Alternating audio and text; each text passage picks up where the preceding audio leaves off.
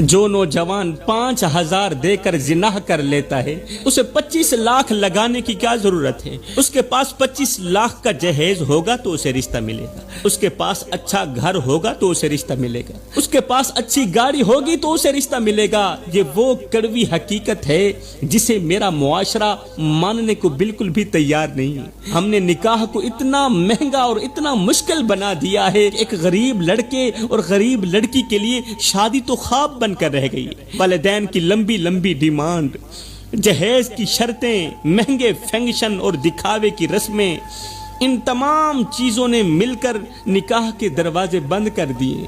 ادھر نوجوان لڑکے اور لڑکیاں ہر وقت سوشل میڈیا کی دنیا میں رہتے ہیں، ہر وقت موبائل میں مست رہتے ہیں۔ دونوں کے جذبات جوان ہوتے ہیں، دونوں کی خواہشات جوان ہوتی ہیں، لیکن جب حلال راستہ بند کر دیا جائے تو بہت سے لوگ غلط راستوں کی طرف پھسل جاتے ہیں۔ میرے بھائیوں، موبائل کی دنیا میں دونوں غرق ہیں، ایک دوسرے کے ساتھ فرینڈ شپ شروع ہو جاتی ہے، موبائل کے ذریعے، واٹس ایپ کے ذریعے، سوشل میڈیا کے ذریعے ایک دوسرے کے ساتھ فرینڈ شپ شروع ہو جاتی ہے۔ جب فرینڈ شپ شروع ہو جاتی ہے پھر کیا ہوتا ہے؟ پھر گناہ ہوتے ہیں، اور پھر وہی انجام سامنے آتا ہے کہ کبھی جھاڑیوں میں بچے ملتے ہیں، کبھی کچروں کے ڈھیر میں بچے ملتے ہیں، اور کبھی گٹروں میں معصوم لاشیں ملتی نظر آتی ہیں۔ یہ دیکھ کر پھر معاشرہ افسوس تو کرتا ہے مگر اصل سوال نہیں پوچھتا کہ ان سب کا ذمہ دار کون ہے، اس گناہ کا ذمہ دار کون ہے۔ حقیقت یہ ہے کہ اس گناہ میں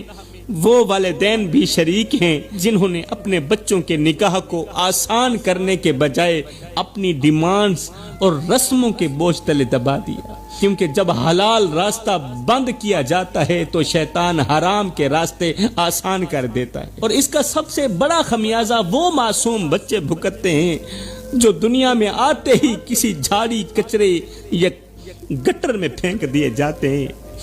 آج میرا معاشرہ عجیب موڑ پر کھڑا ہے، باہر سے سب کچھ ترقی یافتہ لگتا ہے مگر اندر سے انسان ٹوٹ چکا ہے۔ گھر تو روشن لگتے ہیں مگر دلوں میں اندھیرا بڑھتا جا رہا ہے۔ ہر شخص اپنے فائدے، اپنی خواہش اور اپنی انا میں ایسا گم ہے کہ اسے دوسروں کے دکھ کا احساس ہی نہیں، اسے دوسرے کے دکھ کا احساس ہی نہیں، دوسرے کی پریشانی کا احساس ہی نہیں۔